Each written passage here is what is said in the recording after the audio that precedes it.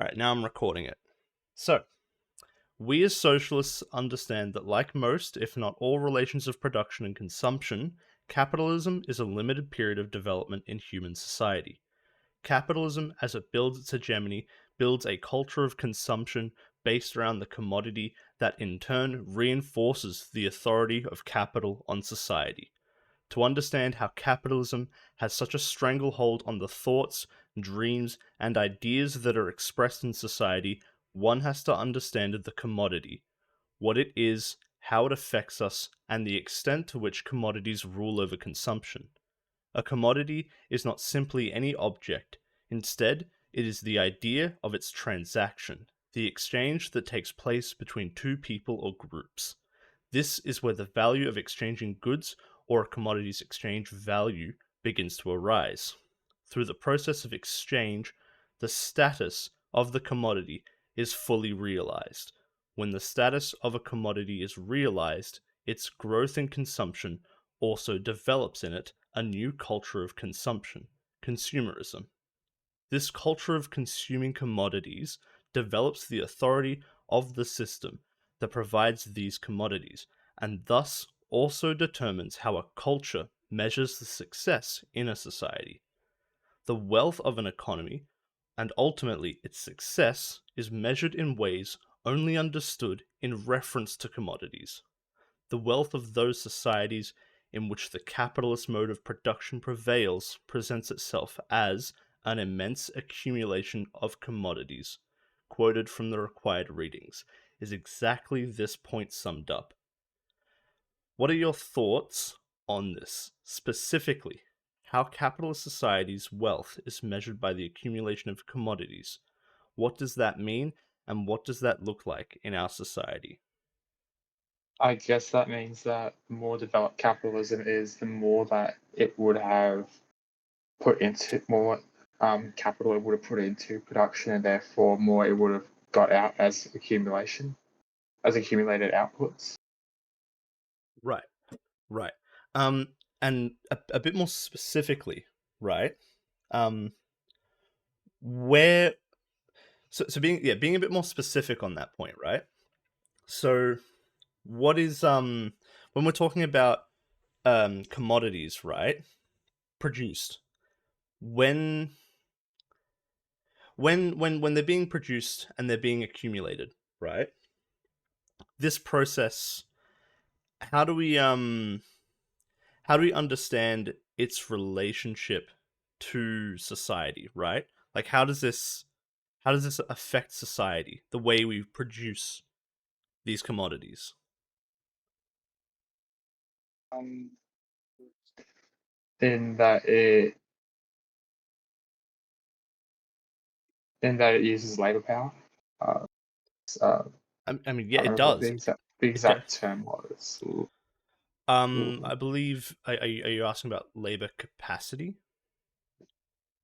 Well, That there might was that like a term Yeah, for it when it was when it labor. had potential versus when it was actually used.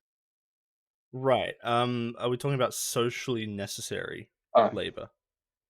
yeah. Right. Right. Yep. That. You mean? Sorry. I was gonna say, are you referring to productive versus unproductive labor? No, we'll get into that later. Oh, Yeah, that is a point. That is a good point to bring up because we will be getting into that later. Um, but we're talking a bit like we're talking before that point. We've gotten there. We're talking more about how commodities themselves, right? How commodities actually shape the way we think, right? Not more than just like our labor going into it. When we're building a commodity, when we're making and selling commodities, right? yeah. That's the point. Like how does that itself, not the labor that produces them yet. We'll talk about that later. But yeah, how does the commodity itself shape the way we see society? I guess Mm. in that we see, I guess that it changes the relations in societies, so that it um I guess it changes the relations such that they're based around commodity production. Yeah, yeah.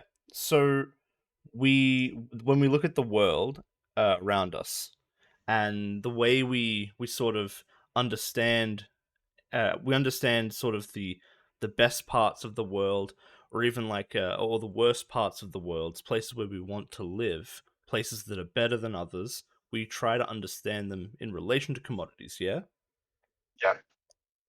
yeah. In that sort of strain of thought, that's how does the commodity there affect the way we see society? In that they're unequally distributed. I mean, it is unequally distributed. But when we say that they are unequally distributed, right? We're saying that some countries, some cities, some places have more than others, right? Yeah. Yeah. And when we're saying this, when we're looking at these places, the difference that they have, it always comes down to some sort of metric, right? It'll Yeah. be, access to food, right? Or access Yeah. to education, right? But we also look at these things as, can I get a house here? Will there be a nice house here? You know, are there nice shops around, right? Where I can get things like a nice car. If I go there, Yeah. will yeah, the way we Yeah. see the world changes, right? Yeah. Yeah. Yeah, so So essentially we're just trying to, yeah, discuss that a commodity is essentially it's a commodity is a social product Mm, that is um, produced for the process of exchange. So you and in a society of generalized commodity production, which is what a capitalist society is, mm, um, the wealth of that society, as we said, presents itself as immense accumulation of commodities because commodities is the prime production of commodities is what those societies are structured around. So commodity is basically any good that is mm, produced and to be exchanged, um, yeah. usually for a universal commodity equivalent in the form of money. I think Does that make sense? yeah. Can we move on to the next bit, Jamie? I was going to quickly ask, actually, maybe it'd be worth taking a step back a little bit because um, if we're talking about commodities, right, we should probably define what a commodity is as well. Yeah, Yeah. yeah. So, Garrick, do you what do you understand what a commodity is? Do you have a good definition for what a commodity is itself? it's something that's produced by labor power to be sold for a profit. Yes, but the extent of that meaning, though, there's a bit more to it, right? So their commodities are produced, or in fact, they could also just be bought, right? They can be bought off someone else. They don't have to be just produced. The Yeah. commodity itself, right, is the idea of an object, right? Oh, yeah. Rather than say, if someone produces, like, for instance, a spoon out of a factory, right? A spoon itself on its own is just a spoon. It's a product, right? But the Yeah. commodity itself is, yeah, thank you, Ruben. Yes, it's the actual act of the spoon itself going from one hand to the other, right? It is the sale and purchase, right? It can be any object. It doesn't even have to be a material object, right? Does that make Yeah. sense? Yeah. Yeah. So, for example, if you had like a digital app that somebody produces, Mm. which is then sold on a market for exchange, that's still a commodity. Yeah. For example, if you're selling copies of Microsoft Word or whatever. Yeah. But yeah, then becomes the question of basically how these commodities, like what the concept of value is, like how much do these commodities cost, basically. Mm. So on the topic of value, it's very important to understand what value is. So we know that the world around us is measured by an accumulation of commodities, but the question comes up to when referring to it, commodities, referring to the economy. commodities and the assessment of them. What is this value, or what do we assign? How much value are we assigning to these commodities? And a simplistic and reductive answer would be saying the value of an object is expressed in its price. In contrast to the previous definition, there's a good theory and understanding of what value is by Marx. Does anyone here know what Marx's theory of value is? Oh, sorry, do you know what Marx's theory of value is, Agaric? Or someone take? Labor theory of value. That is the name. Yeah. Do you want to unpack it? Yeah, unpack it. I'm not actually really sure what it refers to, but I'm really sure it refers to the value of the output is equal to the value of the input plus the labor that's put in to producing the output. Okay, so that is a good example of how value can Yeah, be created that's in a how we new.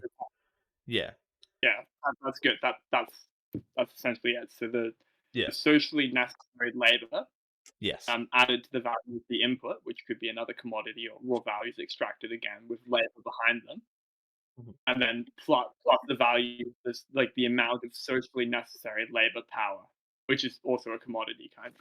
You have the amount of socially necessary labor power added to the value of the input, and that gives you the value of the output commodity in like the base value, and then that can of course fluctuate with like supply and demand market things.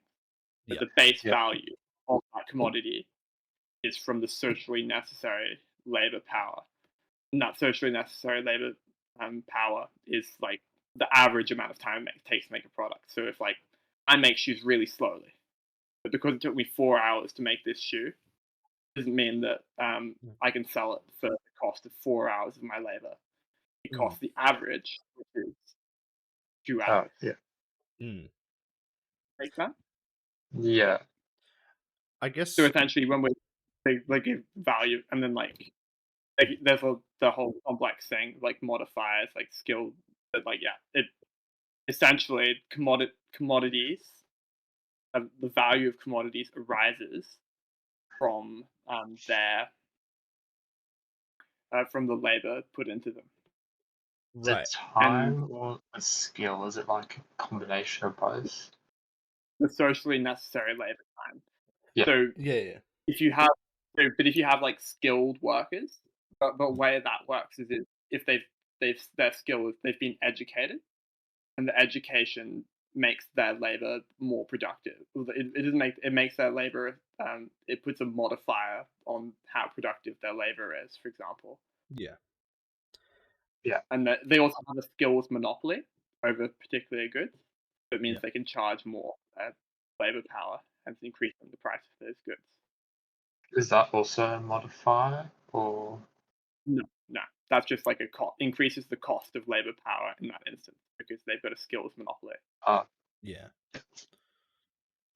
Yeah, Yeah. And there is also there's so that is more of like the inherent value, you could say, or more of closer towards the value of an object itself. But there is also the exchange value that comes into play with commodities as well, and that has a relation with the value of an object as well as its use value, another part of the theory of value, right?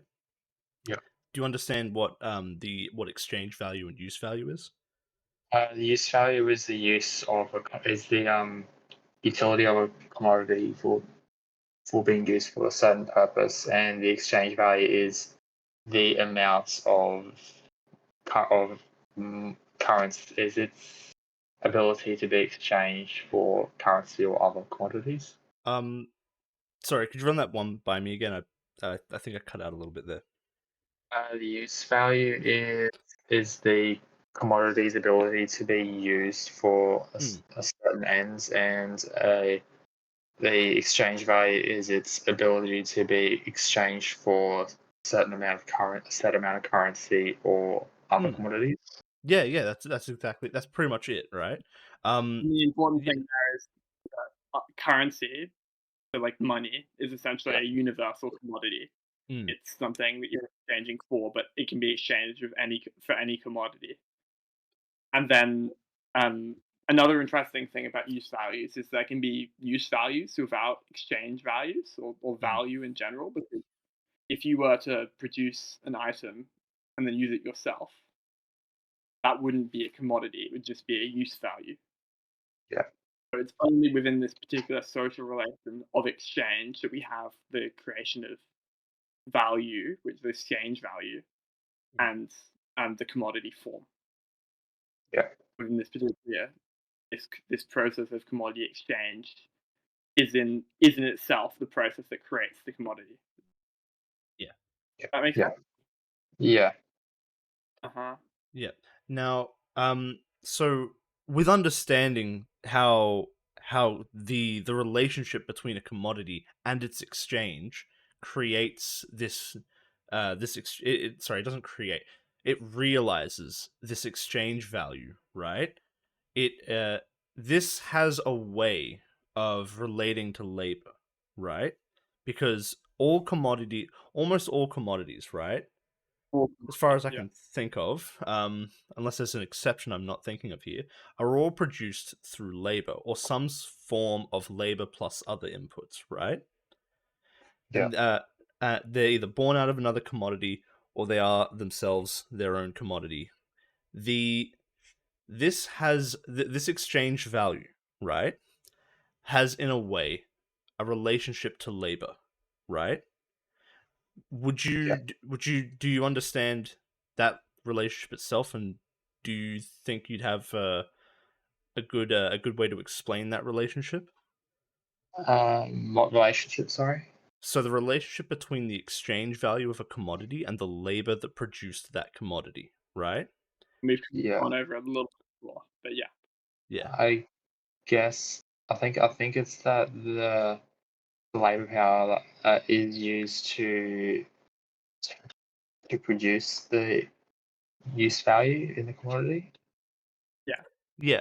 Yeah, And because, like, you think about a process of advanced capitalist production, yeah. the labor power is a commodity being bought by the capitalist with the Mm, other commodities, which they buy, like you were talking about before, Garrick, the Yeah. other inputs, commodities, and labor power is an input, which is a commodity, but it's a special commodity because labor power, when it's consumed, has the ability to increase the value of the product commodity. hmm And Yeah, technically capitalists are just consumers in the fact that they just consume labor power. And that's really and yeah, important to understand because and with exchange value as well, right? The capitalist has consumed labor power, right? That has made a new commodity, right? Which has a new value, right? And it Yeah. is sold for an exchange value. This value is then divided amongst the workers, the capitalists, and every other party, like maintenance for the factory and the tools, etc. Right? In this Yeah. relationship, right, there rises a contradiction where the capitalist has now there is no new value that the capitalist has put into this, right? The Yeah. capitalist has now extracted some value of this labor and this commodity that the capitalists themselves did not add into it. Yeah. This is part of the exploitation of labor, right? Yeah. And that um, relationship and it's yeah, you know, you go, Ruben. I've been talking too much.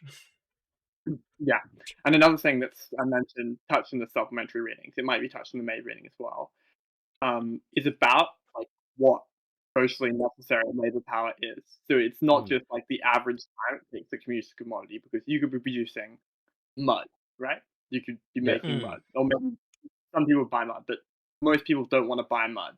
So if you're unable to, or the capitalist is unable to redeem the value or the labor value and other inputs they put into making this mud or whatever mm, on the market, that labor power isn't recognized as socially necessary because the social relation of commodity exchange didn't happen. mm. Thus, that mud is not a commodity because it wasn't able to. All commodities have to be realized on the market in exchange. Otherwise, the labor power that's looked into them is socially unnecessary. And you can go That's further like than that as well, because use value, in a lot of cases, especially when applied to society, is applicable to that society as well. the mud itself, even if you don't intend to sell it for any exchange value at all, or even make a commodity out of it, it doesn't have much of a use for most people at all, except for maybe a mud collector, though I Yeah. don't think they exist. So No, mine are good for farmers, Jamie. Farmers ah, actually need to buy them. They need true. to improve the value of their crop.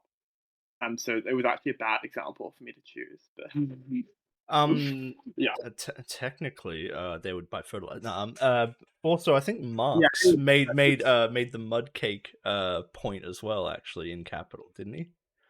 Or you yeah. read, I think he does. yeah, which is really funny because it's always used as the argument as to why labor theory of value is dumb, even though it's in the theory. Anyways, So the next thing is, or the next thing we're going to talk about, unless you have anything else to say about that. no, I was going to go on with that unless you want to. Well, we talk about commodity fetishism as well. Um, oh, we've already gone on to that. Yeah, wow, we kind of just went through that part. All right, yeah, So we can talk. Yeah, we can talk about part of commodity fetish.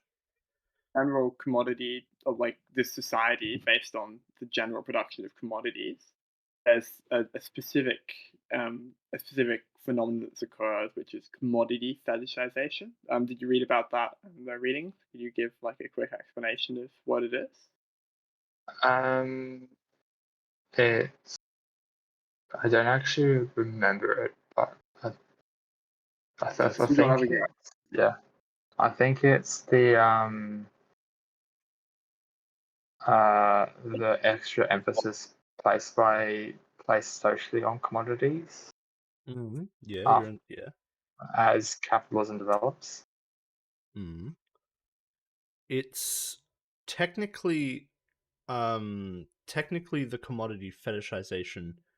Um, I don't believe, unless I'm going off script a bit here, but I'm pretty sure that the commodity fetishization existed before even capitalism. Before we Though, generalize this commodity production, but it's yeah, a feature of capitalism that it, emerges generally yeah, and broadly out of mm, commodity production.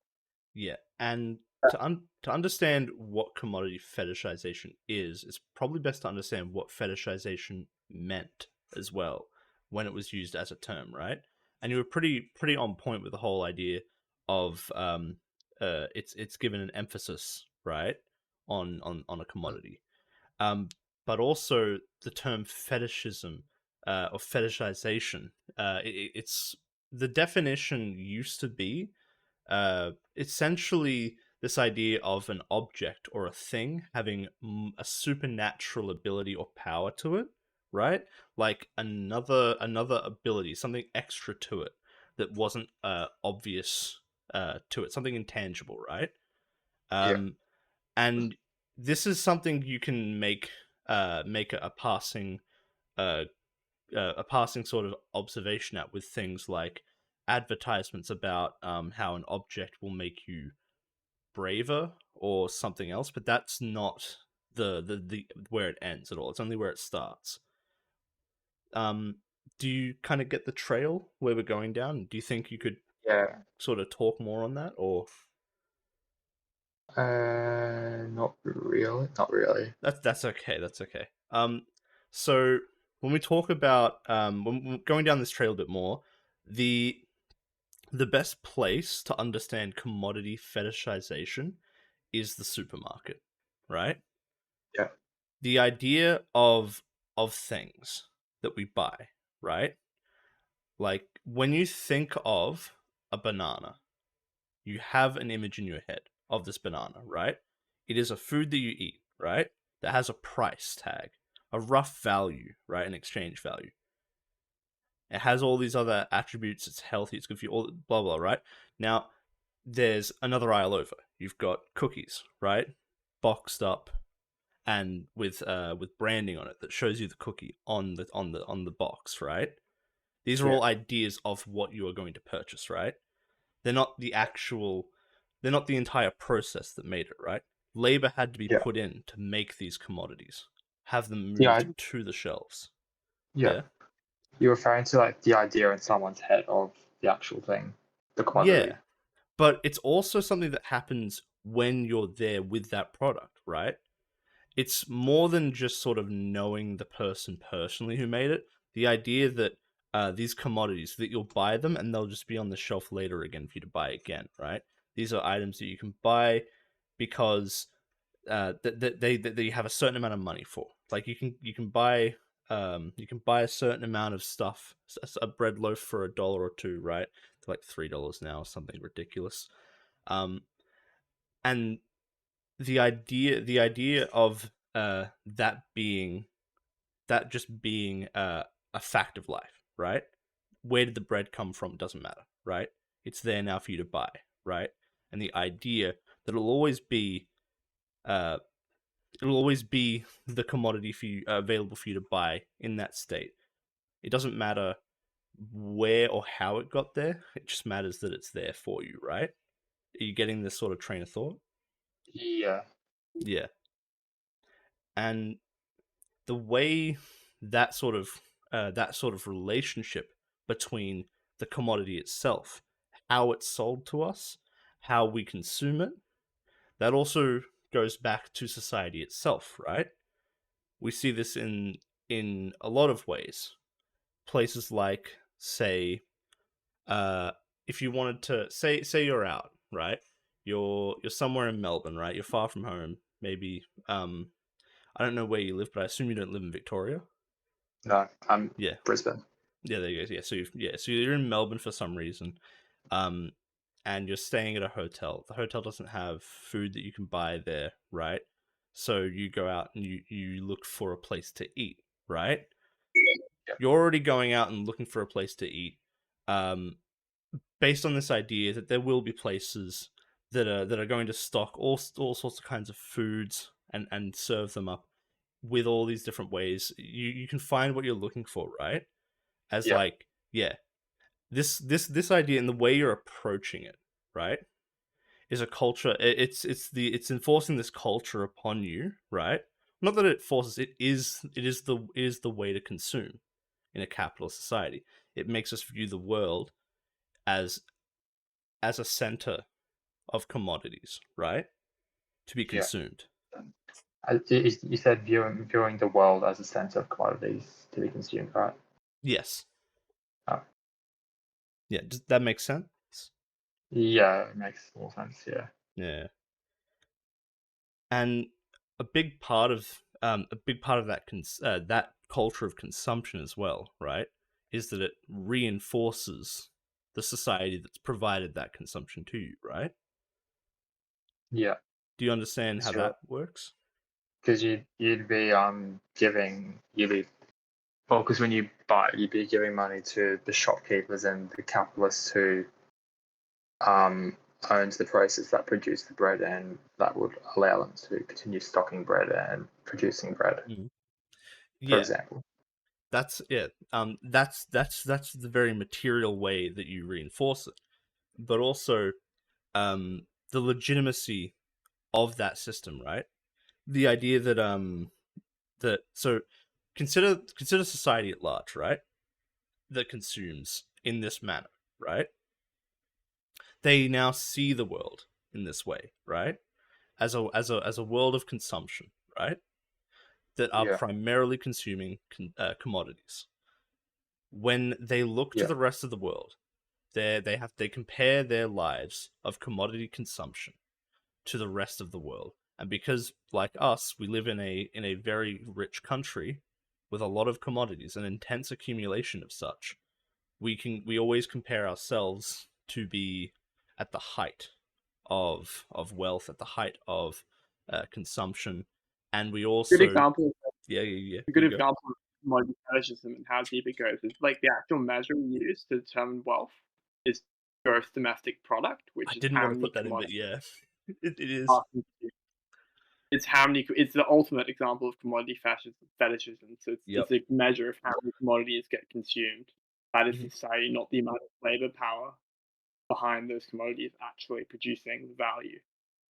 yeah, Yeah, and the way GDP is even measured reflects that too, because a large part of GDP, especially in countries like ours, is just retail sales, the extra sale of an object, right?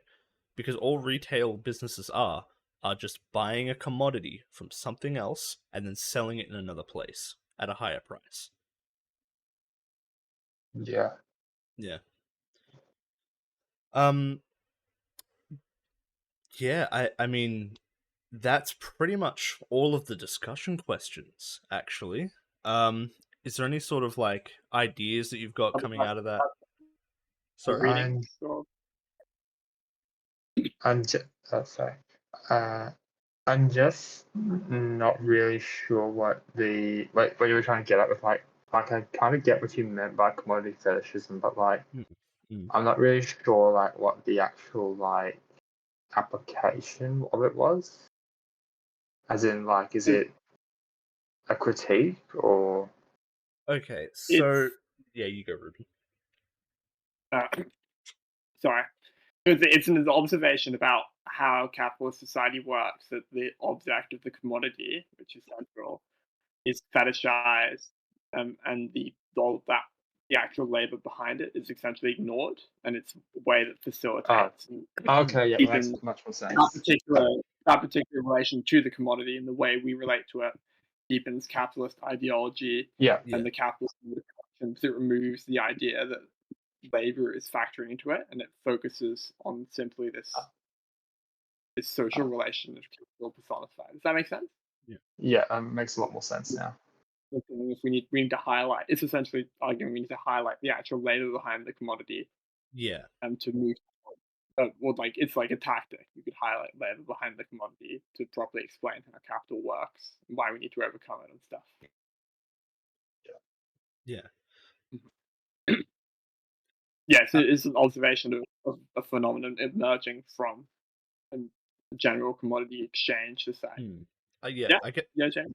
I guess you could say that like commodity fetishization on its own is not a critique, right? But you have to pair it up with the exploitation of labor, right? To understand why it is an actual critique, that it ignores the exploitation of labor. Technically, right, on its own, commodity fetishization, while it just ignores labor, if labor is not exploited in any way, technically, there's technically nothing wrong there. You can have other critiques as well, but the main critique is that it ignores the labor that goes into producing these commodities. Yeah. Yeah. Awesome. Is there any other questions or anything you wanted to ask about the materials or the questions or the discussion? Not really. I didn't really take notes this time, so That's okay. As long as you understood and you've taken it in, yeah, that's the big I part. have. Yeah. Thank you. Yeah, so we recorded this. Is it okay if we post it so the other people in ah. the course can listen to it? Yep. Oh, that's fine. Yeah. Yeah, just list your full address, credit card number, all that sort of stuff, all those details. Yeah, Yeah. we'll make sure I'll that just everyone pop it in the sees it. chat. Yeah, just pop in the. Yeah. I can hook you up with Yeah. the other guy. You need to give me all your money and your credit card numbers, Yeah. and then I've got this guy in Wisconsin, bro. He'll set you up. Don't worry. Yeah. Awesome. Anyway, thanks for coming, guys. That's so good. Thank you very much. Tutorials.